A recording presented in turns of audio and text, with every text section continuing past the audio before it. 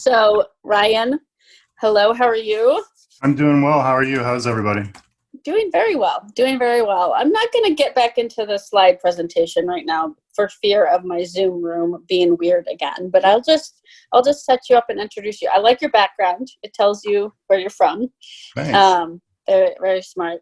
So Ryan, you are the CEO of BrightGuest, a digital engagement platform. And we are going to be talking about, I'm calling it engagement 3.0, because everyone always talks about 2.0 everything, but no one ever talks about 3.0 everything. But I feel like we're at 3.0 right now in our lives. Do you think so? Yeah, for sure. And then still just like trying to understand what 3.0 means and what does 3.1 mean and how many points till 4.0? Right? I don't know. We'll get there. Maybe the next pandemic we'll get to 4.0. Oh, too soon. Sorry. Bad joke. Bad joke. All right. So real quick, for people who are popping in and out today, we've started up at the very top with talking about just adopting new technology in general. Then we talked about peer-to-peer events, live streaming, how to choose the right technology and like really get the best ROI out of it. And then our last conversation was between Jay Frost and Bradley over at Kindful about communications and cultivation and how to really show up in an authentic way, an authentic light. So for you, I'm excited. We're going to be talking about engagement on like new mobile pathways and how to really create that interesting, authentic engagement with people on their phones, right? Like you're in their hand all the time. So why don't we start out with you just giving us a quick intro on who you are, what you're about, and what you guys do at BrightGuest. Sure. Well, thanks for having me here. I'm super excited about it. All the content and it's so well timed and so well needed. I'm Ryan Quinn, founder and CEO of a company called BrightGuest. It's a software platform. We're based in Gilbert, Arizona. It sounds cliche, but I started it in my garage some years back. I basically saw how attention was shifting, right, with smartphones, social media, consumer expectation of curated experiences. Like everything is moving toward the brand needs to understand who I am at scale. Like what I like finds me. And so that's what everybody is starting to expect from their communication channels. And yet most organizations, as it is, are still mass blasting on channels that are being ignored. They're adding to the noise. A good example of that is a lot of the like COVID-19 emails that we hear from all the brands, many of which we really don't need to hear from about that. It just doesn't make sense. So adding to the noise is a big part of that. And really when you're not delivering that curated experience, the feeling like you understand what resonates with your audience, what you're really doing is you're losing out, whether that's engagement, whether that's sales, whether that's compelling action around your cause, whether that's driving attention toward what makes sense for your use case, you're missing out on that. And so I wanted to create a better way for organizations to cut through that noise and connect with their audience on one of the most widely used communication channels, which is text. And so with BrightGuest, we help nonprofits stay connected with their people in real time at scale with text messaging and personalized digital experiences, right? Content workflows. So you can build those relationships that drive more engagement, more revenue. My background personally is in building products, business analytics, business intelligence software. I'm very involved in the local startup community here in Phoenix. I've helped organize the mentoring aspect of Phoenix Startup Week for the last few years, which is a big initiative here. Other than that, I have twin boys that are 11 years old, and we're just riding a bunch of bikes and watching movies with all the downtime. Oh man, so many movies, so many movies. I'm trying to get my children to do learning online, but it's not going well. So it's tough. It's tough, and the teachers are just really figuring it out too. Yes, yeah, they really are. Okay, so let's talk about, first off, I love that you started in your garage. It's okay to be cliche like that. It's fine. We're going to give that to you. But let's talk about mobile and what that actually means, because there might be a lot of people on the line or people who work with other people who are saying, well, we got our donation form mobile responsive. That's what all of the consultants and everyone told me to do. Right. What does mobile engagement actually mean as we're talking about 3.0, and real digital mobile engagement pathways? Yeah. So I think a lot of it has to do with understanding what channels your audience is paying attention to. And when it comes to mobile, understanding the context of how they're engaging around that is important. And we've talked before about the concept of the micro moment and understanding how you can leverage the knowledge of how your audience is interacting in a mobile centric way to invest in those little moments that you can turn strangers into friends, to create opportunities where preferences are shaped around your cause. And it's really about understanding who your audience is and what they're paying attention to, going back to that. So pivoting based on like what we're talking about here to that digital engagement, mobile centric way of understanding how your audience consumes content is super important during this time. So one, you need to invest in tools that make it scalable, like marketing automation, email marketing, text message platforms. During this time, maybe you're thinking, well, we don't have a budget to invest in new software, but digital engagement is critically necessary. And the reason is because attention is a scarce commodity, right? No one brand has a monopoly on attention. So you have to go after it in a mobile way. Everyone's short on time with their phones glued to their hands. Multitasking in front of more than one screen at a time, and there's more opportunities for distraction. But the amount of available content actually makes each person more selective.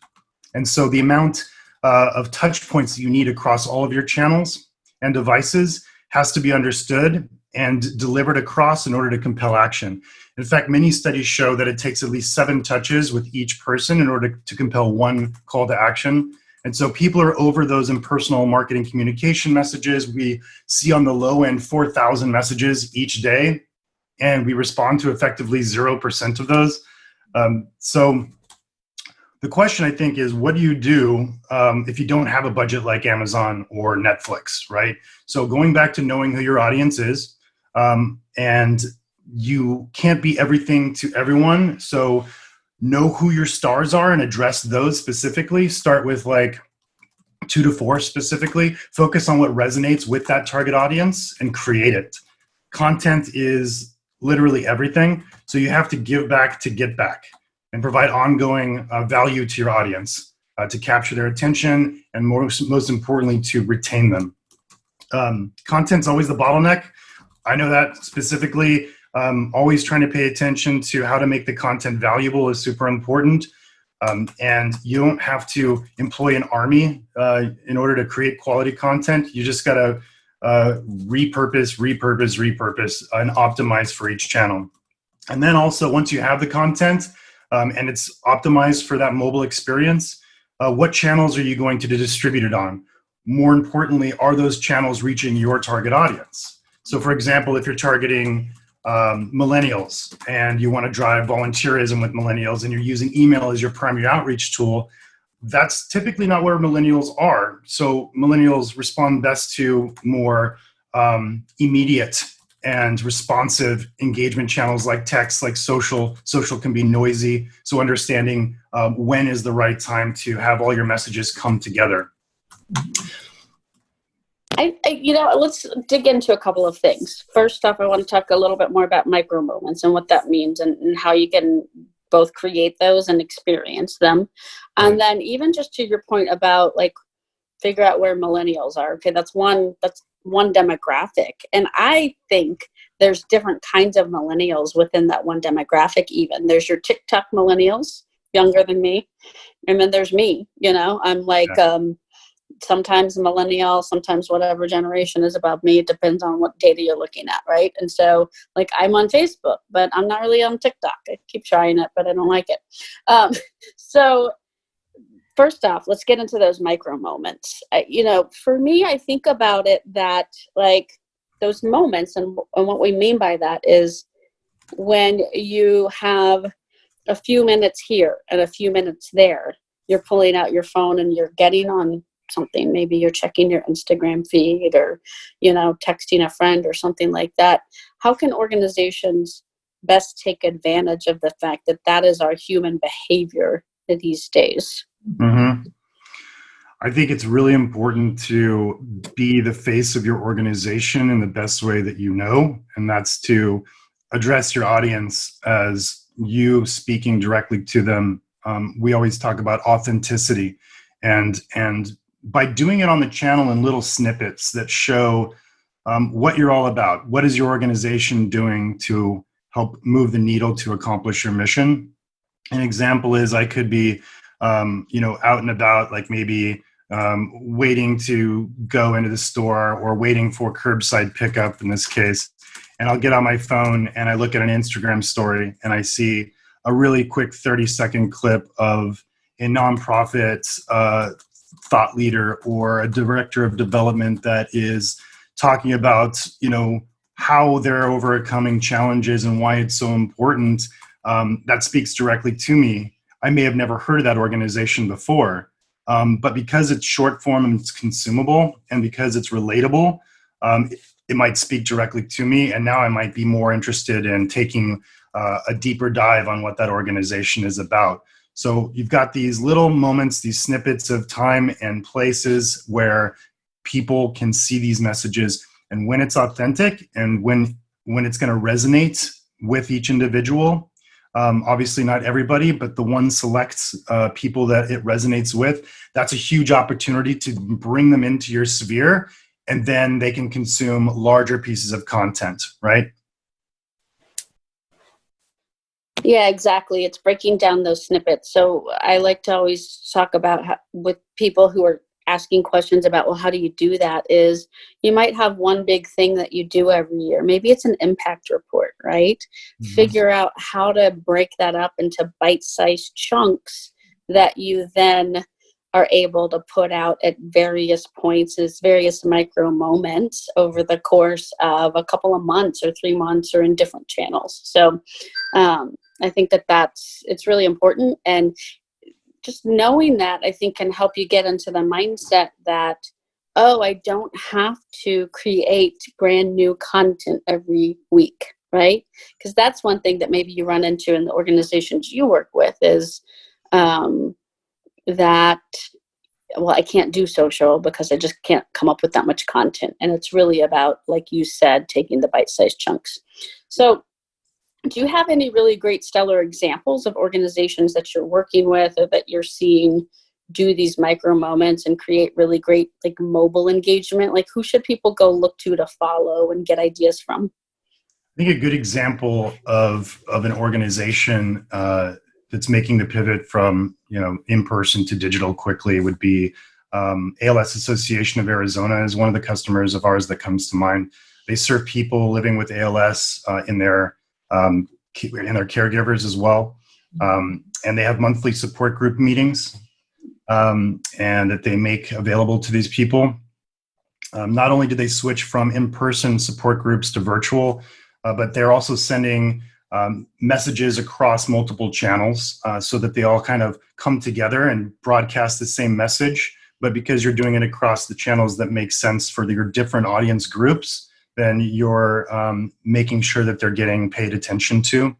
If you look at text message open rates, 90% plus, email click-through rates less than 3 to 2%. So understanding that which groups of your audience do pay attention to emails and which ones don't.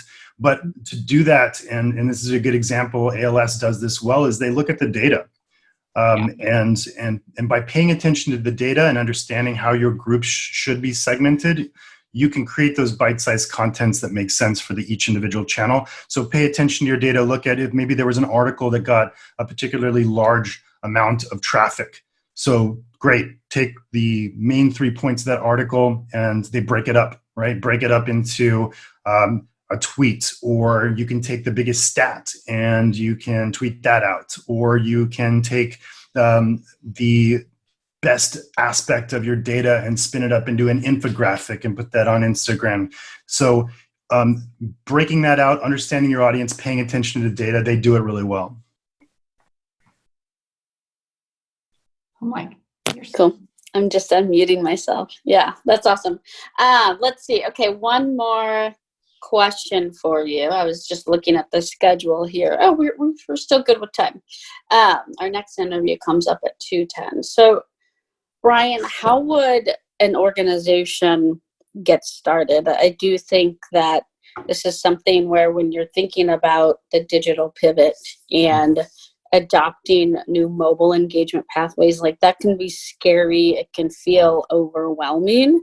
But I also think that it's so important right now. And it is a way where, in particular right now, like everyone's stuck at home all the time. They're bored. Like I'm on my social media channels way more than I was before because it's how I'm connecting with people. So if an organization is listening to this and thinking, how do I get started? What do I do first? What's your advice there? I would say start small, but start boldly. It doesn't have to be Hollywood masterpiece produced video content. Just make it personal. Make it like you're having a conversation. People respond to more less polished, more authentic ways of communicating. So starting to create content around, and given the content needs to be created in an environment that's like your home now or your backyard or walking down the street without access to a lot of equipment, leverage the fact that everyone is experiencing that right now, right? And so create momentum based off of what you're experiencing and speak from your perspective. And then once you have some content around that, you could start to look at, okay, how do I break this content up that makes sense for the different channels? I think that's a really good place to start. If you do have content, then you're at a much better place coming out of this, being able to tell that story and trace it back, bringing people with you and leveraging the fact that we're all together in the same scenario right now. You have the content. What channels are you using to distribute it on? Understanding that. More importantly, of those channels, are they reaching your target audience? So, for example, if you have access to the right tools that show you the data, that's a really other good place to start as well. So making sure you have the right tools that show you how your content is being consumed is kind of like that gateway key to go from having content to actually publishing in a successful way. Yeah, absolutely. And that's back to the point of like looking at different audiences, even, where people are, where they're spending their time. If you can find that you have a large audience on a particular channel, then focus there first, right?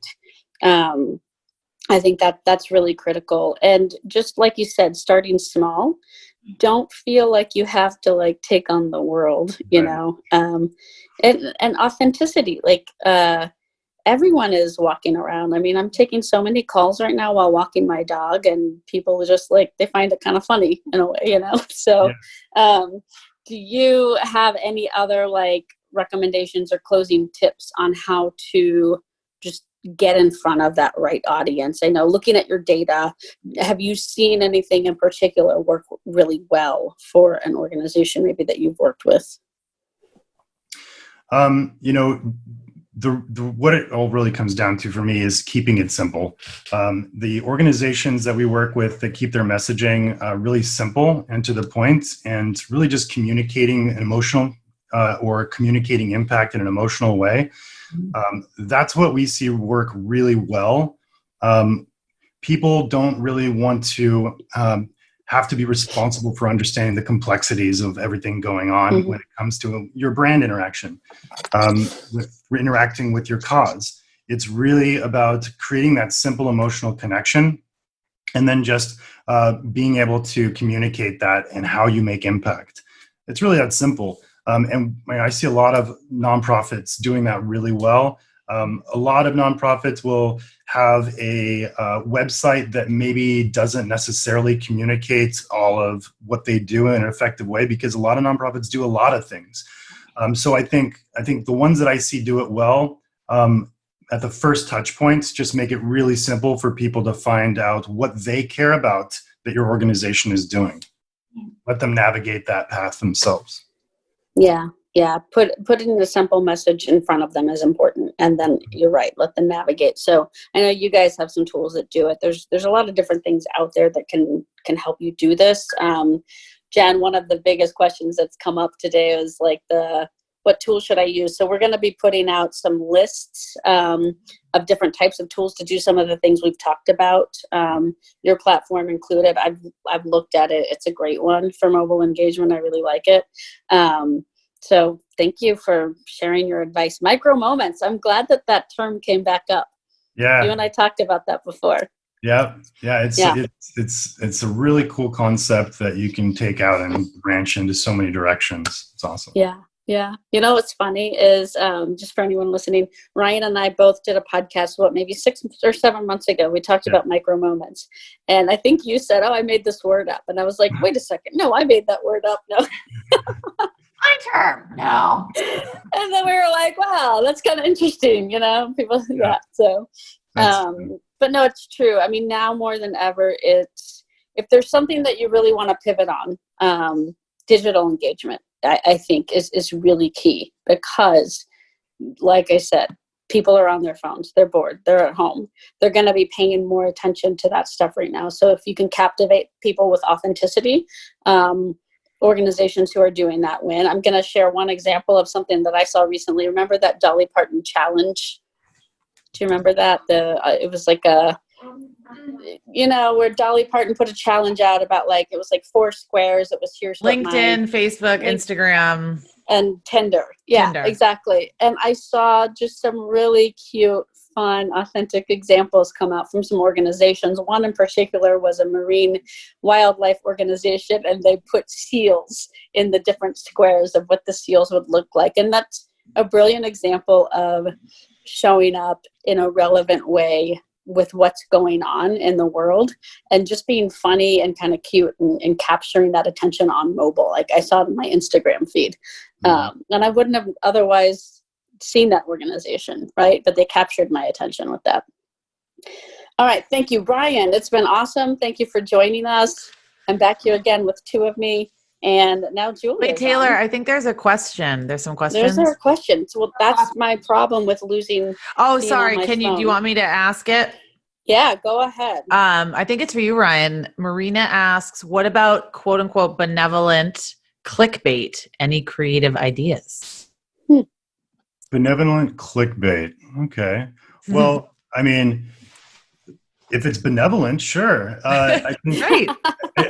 I think that the idea is what are you serving at the other end of that click? Is it going to be self-serving, or is it really just there to help? And there's no reason why you can't help at the same time as gaining exposure. But I feel like with most clickbait, it's really just about, really just driving clicks, right? Which is driving ad revenue on display. It's really just, I mean, if it's there to serve as something that brings the right person to your message and displays it, then great. Yeah. Well, and yeah, I just want to add, I have a Google Drive. You don't need to give me your email. It's totally free. And I have a ton. And Marina says she works for a sexual assault center. I used to work at a domestic violence and sexual assault organization. So I completely understand what they're going through. But I have a whole Google Drive filled with examples, Marina, that you can pull from of how nonprofits are communicating right now. It's literally screenshots and PDFs and stuff that I've been getting that I really like. So I'm going to put the link in the Zoom chat, the bit.ly link, and hopefully you'll get some inspiration from how other organizations are doing like the benevolent clickbait. I wouldn't call it clickbait, but I would say it's getting people to open the email. Right. That's awesome. Thanks, Julia. Yeah, I mean, Sure. it can be challenging when you have a mission that, is like, how do I get this across on social media? So thank you, Julia, for that. There was an example. I was talking to someone else last week who works with an organization that helps get, medical supplies specifically to women who are in need. And I love this example. He said that their message was that periods don't stop during a pandemic.